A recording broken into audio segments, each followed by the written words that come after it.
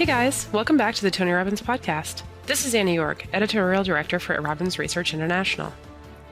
In the last episode, you heard from Tony and investing legend Ray Dalio as they dove into Ray's new book, Principles, Life and Work, covering some of the key lessons that Ray's learned over his illustrious career and the key tips, tactics, and insights he wants to pass on to others.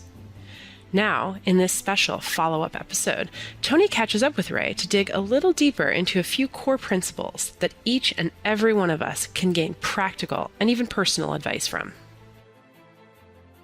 So first of all, Ray, it's great to hear your voice again, and thanks for taking extra time with us. You know, you recently asked on Facebook what the favorite principle was or quote from your book from so many people, and I wrote that one of them, for me at least, or so many, was that most of life's greatest opportunities come out of those moments of struggle. It's up to you to make the most out of those tests of creativity and character. And, you know, I've always believed that crisis creates breakthroughs for people. Very often people don't do anything until they have to. And so related to that, our viewers are kind of interested in knowing of where the markets are today and how should investors think about investing in an environment that's so driven so powerfully by the Fed? And then kind of a subset of that is really just, well, how should individual investors think about dealing with the inevitable market crashes, because people are concerned about market valuations right now. And when we talked before, we didn't really touch on this. So love to get your point of view about how they can take advantage of these types of environments and how they should think about market crashes. One of the things we try to do is educate people that, corrections happen, for the last 115 years, they happen on average once a year, that we get these crashes every 3 to 5 years. It's been a much longer time than that on this run, obviously. So how should people look at the markets today? And how should they look at how to deal with when inevitable crashes come? Well, I think that when you're asking the question about the issues of struggle, let's go to the psychological. So I think you're really talking about psychology in markets. Yes. You're talking about even cycles. Yes. So before we get into the particular of the moment, there is this behavior pattern of people that they get very much caught up in the moment. And the history of the average investor is to sell at the lows and to buy at the highs because they get caught into that particular cycle. So now you're asking the question of how should a person operate that way? There are two ways that you can approach this.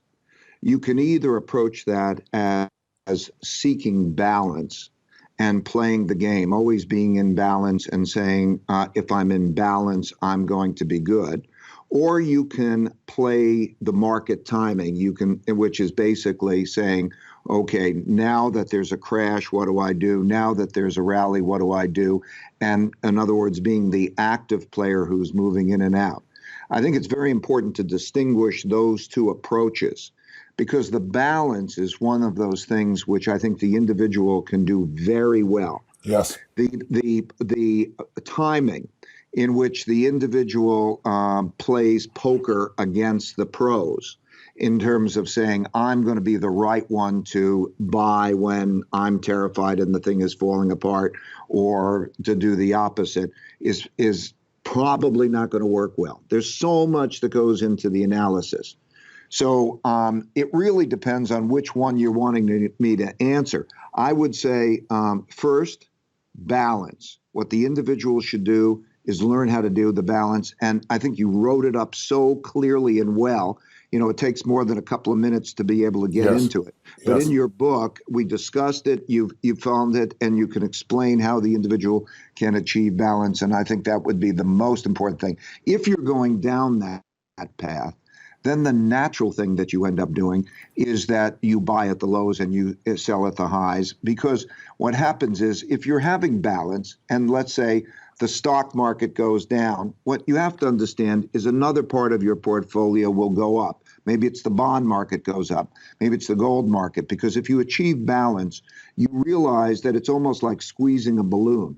It goes from when it contracts someplace, it expands something else. The losses that might take place in one part of the portfolio produce essentially gains because of changes in that environment, and by having that balance. But when one goes up, and you rebalance to achieve that balance, then naturally you're going to take profits from that which was the most did the best, and go down and buy those things that were less in order to get back into balance And that's the way to play balance. And that would be what I would recommend for your investors.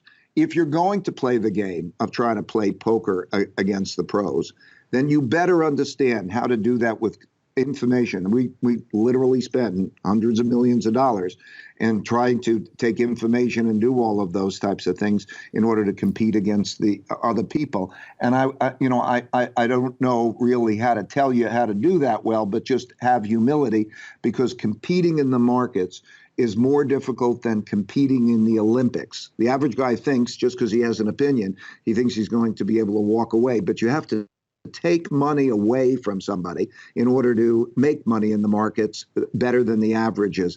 And that's a tough game. So, that's a whole other discussion. Yeah, well, in my experience, that's the reason I was so grateful to you that we went into such depth on your all-weather, and now we call it the all-seasons version you gave for the general public, because without that, I mean, nobody makes it. The statistics that we quote for people is, you look at the last 20 years of the S&P, and the average return's been 8.2, but if you miss just the top 10 trading days in 20 years, it drops down to 4.5. And if you miss the top 20 trading days in that 20-year period, it drops to 2.1. You miss the top 30 trading days, you lost money. So people that think they can time almost never do. And you did such a beautiful job. But I just want to bring it people's attention, because when markets get overheated, people start thinking about how to play those markets. And as you said, some people are going to do that, but not many human beings have been able to do that successfully through time. So I wanted people to hear that directly from you instead of me. So thank you for that.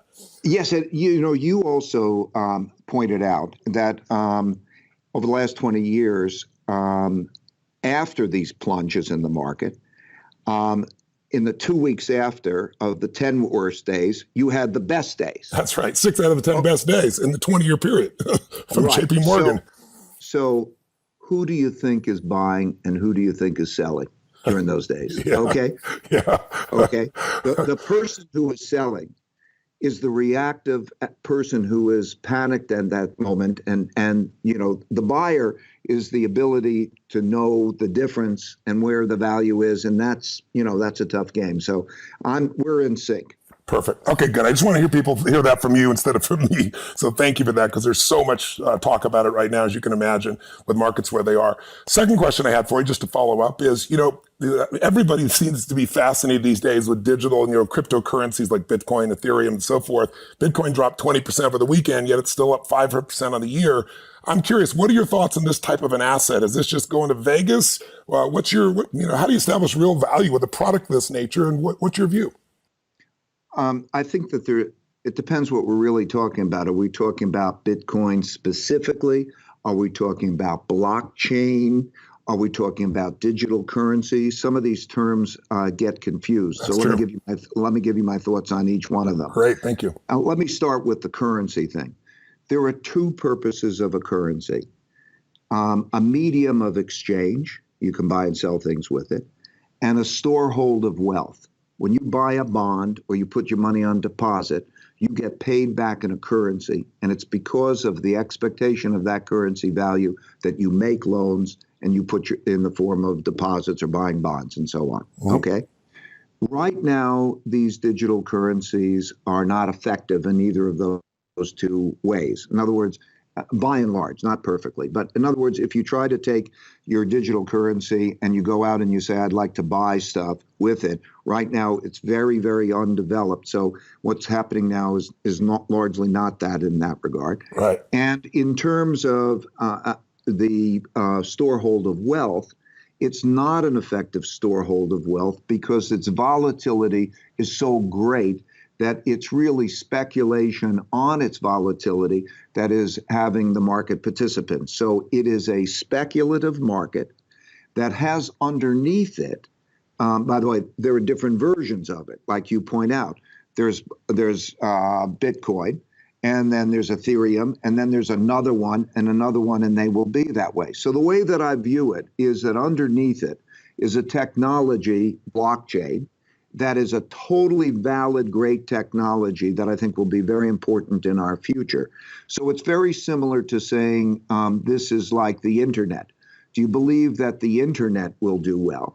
And then when you say, do I want to bet on do I want to bet on Bitcoin? That would be something like saying, do I want to bet on that particular technology? Will Bitcoin become BlackBerry, okay? Because Ethereum or the next version comes along, even while the blockchain technology and the development of currencies and whatever happens. So right now, so you have to ask yourself, what does that mean? I think that the blockchain technology is great, but just imagine that you were saying the internet technology is great. Okay, then which stock do you buy and how do you play that? That's a difficulty. Yes. The idea of being a viable currency is a long way off, although central banks will use the blockchain technology and make their digital versions of currencies, although they'll be behaving quite differently than the ones that we're looking at. So it's, are you playing? What are you doing? Are you playing for the long-term investment of technology? That's like saying, how do you play with the internet? Not an easy thing, because its manifestation is. I will say that right now, most of the playing with it is, let's call it the speculation in it, is for a sale, a resale, and it's a lot of speculation going on. It has the ingredients, if you were to take Bitcoin and then some of the others, it has the ingredients of a bubble, okay? Yep. Meaning it's a risky thing and there's not a good grounding. So I just want to distinguish what I'm saying. It's not something that intellectually I could get my head around how to deal with Bitcoin other than the speculation. I'd be concerned. I like the underlying technology. As a currency, it's got a long way to go. Perfect. That's beautiful clarity for those. I just want to bring back one moment, though. You mentioned earlier, we were talking about the balanced portfolio in any environment and how it helps you to, buy low, sell high, per se. You talked to me before and said most of your money, at least for the money that you have for your family and for your foundation and so forth, it's in a balanced strategy. Is that correct? Yes. Correct. It's in the same type of strategy that we talked about and that's covered in your book. Perfect. Just want to make sure people understood that too. Knowing where you put your money is helpful for people. Two last questions real quick. You did a study of enormously successful people, Jeff Bezos, Bill Gates, Steve Jobs, Elon Musk, and so forth. What did you find they have in common? You're one of them, but when you look at the other people outside yourself, I know you've taken a lot of various personality tests and you focus on qualities that they might have in common. What do these great business titans have in common that you found? And by the way, you're one of them and has the same sort of qualities in common. So it's an interesting thing. Thank you. First, they can visualize a future and see a present and see the gap and have a compelling need to eliminate that gap. And it's a compulsion. That's true. I need to reduce that gap. That's true. And they have a practicality that actually lets them do that they go into it. And they don't let people stand in the way of them doing that. This is the interesting thing, but they operate in very open-minded ways, but they also don't let people doing that. Because when you have an independent point of view that is not popular, that is different from the crowd, as each of those people say, you don't know whether you're right or whether you're wrong, but when you visualize it and you can taste it, and people around you are telling you it's wrong, it's not the right thing. The question is, what do you do with that? And so what they will do is they will work themselves through that. They will have, in other words, they'll do the double checking and whatever it is, and they'll pursue it with perseverance. And they pursue it smartly with perseverance. In other words, they understand risk and reward. Yes. They don't mind making mistakes along the process of learning to get to the journey. They believe that's right. They can, and a very important thing is in dealing with the feelings of others. This is a big dilemma. Mohammed Yunus, the founder of microfinance, received the Nobel Peace Prize, the Congressional Medal of Honor, determined. It was assessed by Fortune magazine to be one of the top greatest entrepreneurs of our time. He has given his life to other people. He doesn't take any income himself. He just puts it within these things that have great social impact. And he will not let the other people stand in the way of the goal. A lot of people have discomfort In other words, there'll be somebody. They've got to be made sometimes uncomfortable. You got to cut through and get to the job done, even if it means discomfort for people. You got to work yourself through that. They are people who can see the big picture and the details. Yep. Maybe they see it all themselves, or maybe they're working well with others who can see things that they know that they can't. I won't refer to some of the names because I've done these discussions with them in the personality tests, and I promised to keep the particulars private. Sure. But there are some people who can visualize the big thing. Okay, let's say Elon Musk going to Mars. To, in other words, colonize Mars, yep. Okay, and such things, and at the same time can pay such attention to the details, and so that range is a big deal, and they achieve that range. And I'll give you other names. I'm thinking of other people, won't give you their names, sure. Who are able to basically see the big picture, but no, they can't see the detail, and then they have partners. The biggest secret to all of this is to know how to partner well with people who could see where you can't see, and to one way or another be able to see the big picture and execute the details, so to put together the teams correctly. They also tend to do things that are that you assume people don't do together. Let me give you an example. Very creative, but also very structured. Yeah. Ordinarily, you'll have a creative person who, you say, oh, they're very, very creative, but, they don't like structure. Or a very structured person doesn't like creativity. Both of those things are needed. Now, whether they do that together or whether they are able to do them both simultaneously, that's the thing. So they have vision. That gap is the thing that they have a compelling need to eliminate, and they do it by bringing together these different qualities, whether they have that in themselves or in partnership with others. They all really, the best ones are people who not only have good mental maps of how things should be done, but they have high levels of humility. It may not look that way to an outsider. You may look at some of these people and you could say, wow, they just sound so brilliant, and they're asking the questions. But if you're in discussions with them, and I'm sure you've been in discussions with them, sure. What you find out is, generally speaking, that what they're curious, voraciously curious. They're wondering if they're wrong. They're taking in information. So they don't look as confident when they're doing it, when you're in those conversations. It really depends who they're speaking with. They have an ability to distinguish the smartest people to speak with from the less smart people to speak. So they tend to speak to the smartest ones that they can speak to, but they like to find people who disagree with them so that they can make sure that they're right and they can learn. Yes. It's beautiful. Wow. That's one of the most thorough descriptions I've heard. And when you talk about the compulsion to close that gap, I can certainly relate to that within myself, not to mention the people that you've mentioned and the people you and I have as mutual friends. We all seem to have that portion in common. It's the one that jumps out to me most, but you're absolutely right. That ability to see the big picture and the details, there are very few people do that, but the people that do bridge, and you say they have a great ability to partner with others who have those skills that they're missing. What makes them effective at partnering like that?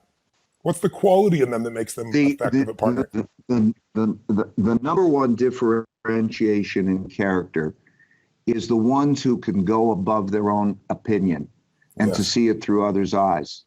Like I've observed this repeatedly. There are certain people who are attached to their opinion. They think, well, just because they think they have this opinion, that the opinion has merit. I mean, there are terrible, terrible opinions.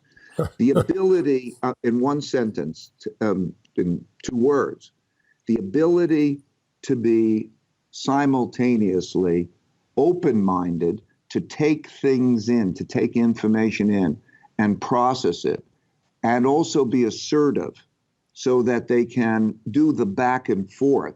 Yep. Is the ability to rise to say, I might be wrong. And how do we together figure out whether I'm right or wrong. So, there are three things that are essential to do in order to have an idea meritocratic relationship. And whether that's in partnership or it's in a family relationship or almost any relationship, it's a better relationship if it's an idea meritocratic partnership. That means not just one person's a boss and somebody else follows. Yes. And how do you have to do that? There are 3 steps that you have to do. First, you have to put your honest thoughts on the table. Then put their honest thoughts on the table, and you could look at them. A lot of people have problems doing that, but they have to. That's important. The second thing is you have to know the art of thoughtful disagreement. In other words, what I'm describing, the ability to take in and think and work yourself through that, to view disagreement as a curiosity and a respect for the other person to do well rather than an argument. There's an instinctual, subliminal reaction to disagreement that makes people think it's a fight or there's something. And I want to emphasize, decision-making is a 2-step process. First, take it in. Second, decide. Your taking it in does not in any way diminish your ability to decide. You're being stupid. Any of us, I'd be stupid, if we don't take it in and then decide. So step number 2 is to have thoughtful disagreement. First, your honest thoughts on the table. Second, know the art of thoughtful disagreement. And number 3, that if disagreements remain, to have agreed upon ways of getting past them. You could have the best partnership in the world, and you're still going to reach a point where you disagree. Well, what are the rules of the game to get past that? This could be with your life partner, or this could be with your business partner. Do you have a protocol that when you reach that point, you're going to follow that protocol? Give us an example, if you would, Ray. Give us an example, if you would, Ray. That's because it makes so much sense. Well, there are all sorts of protocols. You could either say we go to a third party to arbitrate, we flip a coin. We do at Bridgewater, we do what we call believability weighted decision making. Believability weighted decision making is that groups, maybe it's too complicated to explain in a nutshell, but it's basically that knowing each person's believability that actually is scored with points that come from an agreed upon system of how many points you have, you get believability. So let me give you the concept very simply of believability weighting, because we all do this in our own way. Supposing you have a serious disease, and now you can make your decision of what you're going to do about that disease. The smartest thing that you could possibly do is to find the 3 smartest doctors that you can find who are willing to disagree with each other openly. Yes. And to hear that conversation and to go through that. And because let's say all 3 doctors tell you to do the same thing, and what they're telling you to do makes sense, okay, then you have a green light to go ahead. If they're willing to argue with each other and you can hear that, then you'll get an education that's really fabulous, and you could ask the questions. And then when it comes to the end of the day, you're going to sort of say, I have to make my decision. And if you're smart, you will weigh that decision based on your assessment of the different doctors' believabilities and the issues that they're having. That makes sense. So partnership, these are all different ways of getting past the disagreement. But you must have a means of an agreed upon way. Yeah, in advance, because otherwise it just becomes another fight, right? Most common and the best way is to, just for generally people, the people who are listening out there, is if you both mutually agree on who it is that may be a friend or somebody who you say, oh, we trust their judgment and they'll help you through it. And we're going to go and we'll work ourselves through it with their guidance and let them decide or whatever, leave you where that'll help. Probably that's the most common. That's beautiful. I just want to echo to those listening. For me anyway, everything you said makes so much sense. But the concept of looking at disagreement with curiosity and respect, the combination of those 2 qualities is spectacular. I mean, out of that, you get truth, you get creativity, you get connection, you get new ideas. I mean, it keeps the openness and yet still allows you to grow and stand and make your own decisions. Beautiful. Last question for your time, my friend. On a personal note, I noted that you stepped down as the co-CEO and you talked about the next 5 years, your involvement in Bridgewater is going to, diminish or transition a bit. I'm just curious. I know you're going to be working on another book on investment principles. And beyond that, what does life look like for Ray Dalio in this next chapter? What's next for you? First of all, just to be clear, my chapter in my life here is to make sure people are great without me. That's my number one mission. My game, I'm going to play the markets in the game with Bridgewater as much as they want me to do it, and I'm going to do it as an enjoyment and a pleasure because I love that. It's like playing, I don't know, chess or Yes. tennis or whatever, skiing since I was a kid. Yeah. I'll do it for the rest of my life because I love it, and so I'm going to be able to be more engaged in that because I'm not having to manage the company. So I'm excited about doing that. I'm going to do that. And then, but my number one objective is to make sure that people are good without me. So I then have other things, spending time with my family, my grandkids. I have 2 grandkids. I've got a third on the way. I'm telling you, it's a joy. It's a thrill. I'm curious. I love adventure. I love ocean exploration. I love so many things. My life is so packed with very, very interesting things that I don't have anywhere near enough time for them. But so the markets and the economy and the world will be my passion, plus all these other things and spending time with friends. But it'll be a different phase in my life in that I will feel every one of them is totally joyous. It won't be out of the same sense of obligation because if they're well without me, then I'm good. And so that's why I wanted to write this book, pass along everything that I know that it's been of value to me. I put it into the book. I can say to myself, honestly, when my grandkids read the book and I'm not around anymore, I don't have any advice that's now in me that's not in that book about life and work. And when I do the same with the investment principles and the economic principles, then it's outside of me and others are good. And it's a joy. I am amongst the fans and friends of yours that are so thrilled that you're sharing this with the world because the world needs it so much. And we can see that. And the book is skyrocketed on the best-selling list. And anyone who's listening here, if you haven't already picked up Principles, go get it now. It'll change your life. It'll show you how to run your life and how to run your business. More importantly, it'll make you think about the principles that are most dear to your own life, that'll shape your decision-making, shape your life. I can't rave about it enough. It's touched my life as you have, Ray, so many times. And I want to emphasize, while these are principles that help me, and they're principles that helped a lot of people, the most important thing, I'm speaking to you and the audience, the most important thing is that you have your own principles, and that you think about it. And I would recommend, because I stumbled on it, that if you can write down your principle when you're encountering something and you clarify it, you can clarify it for other people. I think we're in an era in which we have lost even the connection of what is principles. You have a moment more, Tony? Yes, I do. Of course I do. Okay. I think that we were in an era in which there was religion, and religion was such an important thing, and it's diminished. And when we had the religion, it did think about different principles. Maybe there's some differences between the religions, but basically a lot. They would think about principles. And they've created a community of principles, and there was common principles. And as the popularity of religion has declined, when we've come into an era where there's more the individual, we're not thinking as much about what is a principle as distinct from a decision. If you think about it in school, they won't teach you such principles of how to live your life, or just generally speaking, even thinking, what are your principles? So I think we're in an era in which there's the individual, and I like individual thinking and I respect it. So I think we're in an era in between time where we will need to be clearer on our principles, and individually and then collectively. And the way that we're going to come by that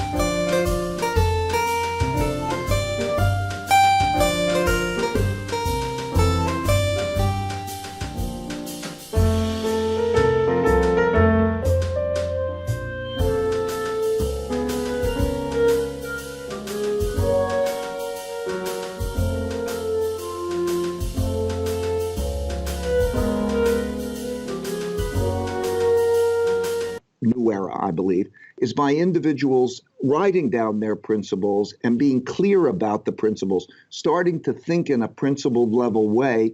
And then by being clear on the principles, then we could see what principles do we have in common and what are the principles that separate us. And I think it's an issue for our country right now, because if you take a look at it, what are our principles? Are we just fighting over tactical things, or do we have principles in common? And what are those principles? For example, like the notion of equal opportunity. Is that a goal? Is that a principle in common? What is it that are our principles that bind us together as a people, and what is it individually? I think that there's a gap in those things, and I think by being clear, whether you don't have to even write down your own principles. You might find that you like this person's principles or this religion's principles or that, but to be clear on what your principles are and to operate in accordance with those principles and to be able to communicate them with others is the most important thing, because whether you have principles in common is what binds people together or divides them. And I think it's important to be clear. That's the most important thing.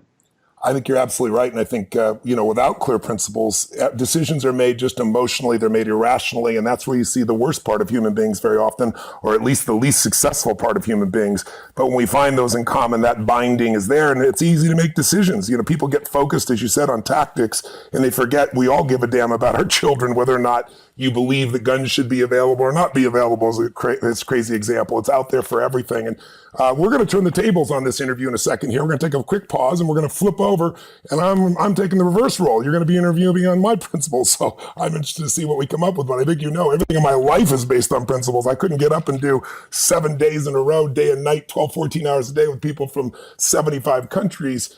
When people stand up, I don't know what they're going to do, but I have a set of principles that no matter what they do, guides me to help them to get to where they need to be. And so without that, I don't know how I'd even function. So I first want to thank you for this part, for jumping back on again for these additional questions, Ray. And I'm just, again, want everybody to go pick up your book immediately, because this will guide you to figure out principles that can enhance the quality of your life, enhance your business, but also, as you said, guide you to really uncover what are the principles that matter most to you, so you can align your life with what you believe is right for you and align with other people in a way that allows you to grow your organization, your family, your community, your life. So thank you for this. I really, really appreciate it. I love every time we have a conversation. It's so stimulating, Ray. Me too. Love it. Thank you. Okay, brother. Take care. Bye-bye. Bye-bye. For more on Ray Dalio's principles, life, and work, visit www.principles.com, where you can watch Ray's TED Talk on how to build a company where the best ideas win, listen to some excerpts from the audiobook, or simply order your own copy of Principles today. The Tony Robbins Podcast is directed and hosted by Tony Robbins and Mary Buckheit. Annie Org is our editorial director and occasional host. The podcast is produced by Carrie Song and Tyler Culbertson. Jamie Carvajal and Adriel De La Torre are our digital editors. Special thanks to Diane Adcock for her creative review. Copyright Robbins Research International.